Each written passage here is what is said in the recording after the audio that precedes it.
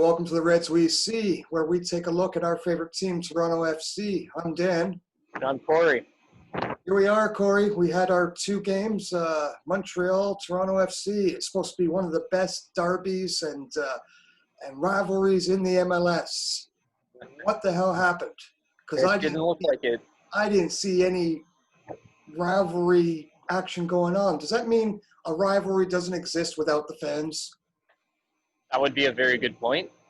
Very good point. You got the rowdiness behind you of the fans. It kind of brings a whole new level to your game.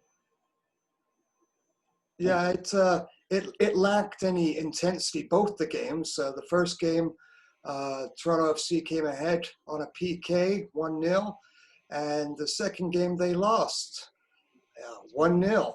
So it's really definitely a tie going into the third and final match, which is, a week away? Yep.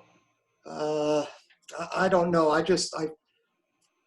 You always tell other friends and family and stuff who don't watch MLS, if there's a game you need to watch, you have to watch Toronto FC versus Montreal Impact, because the intensity and just you can feel it, and it's always a good game and lots of chances and back and forth. It's the electrical atmosphere. Yeah, I'm glad I didn't tell anyone that you must watch these last two games, because I think they would call me up and say, I do not see your love for the MLS. No, that was not a benchmark game, that's for sure. I think the intro to the game, was it the game in Toronto? I think the intro with KJ, it was more intense, the intro. Speaking of the rivalry, than the actual game itself. Like watching that, I got pumped, and then the game happened. And I said, "Okay, well, when's this actually gonna get intense here, boys? Like, what's going on?" Yeah, so it comes back to, I really think rivalries need their fans in the stands. Yeah. I'm missing the games. Obviously, I hate that we can't all go down to BMO Field and cheer on the boys and make some noise and have a few drinks and see friends and watch the beautiful game. But that ain't happening anytime soon. I mean, we might not even have another game at BMO Field this year, for all we know. Right. The odds are looking that way. So let's talk about that second game and the penalty kick that was given, which was it looked kind of light, but it was given, and I'll take them any day.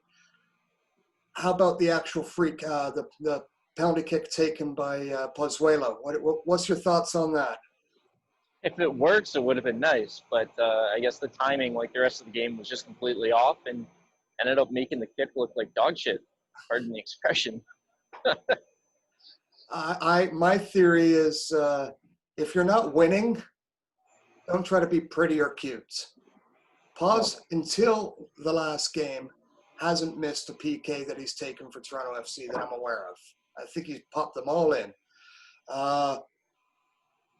Why take that gamble? I mean, your odds are always really pretty darn good when you get a penalty kick. To go and pull that off, and then Piatti just not having the correct timing and going right through the D to make the encroachment happen. I don't know.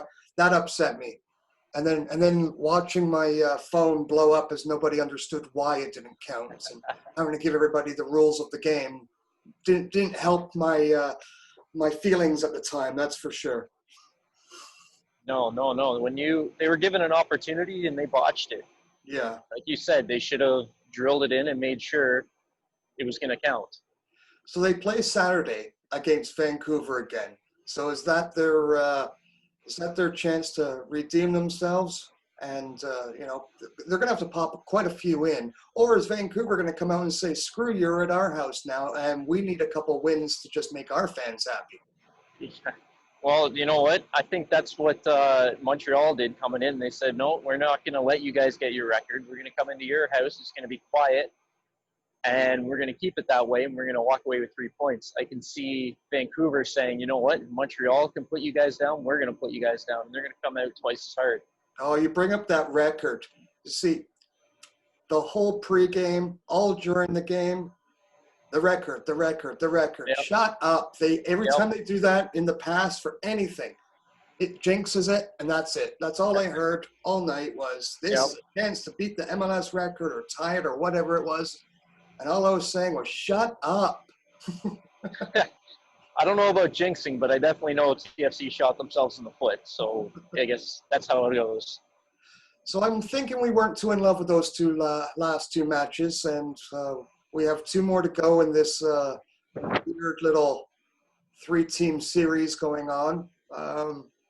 I'm still feeling very confident that we take it and we end up in the final match for the Canadian Championship against whomever from the CPL. Right. I'm hoping we get, obviously, we will need to get some more points to add to our MLS tally. Yep. We're up there nice and high, which is where we want to be.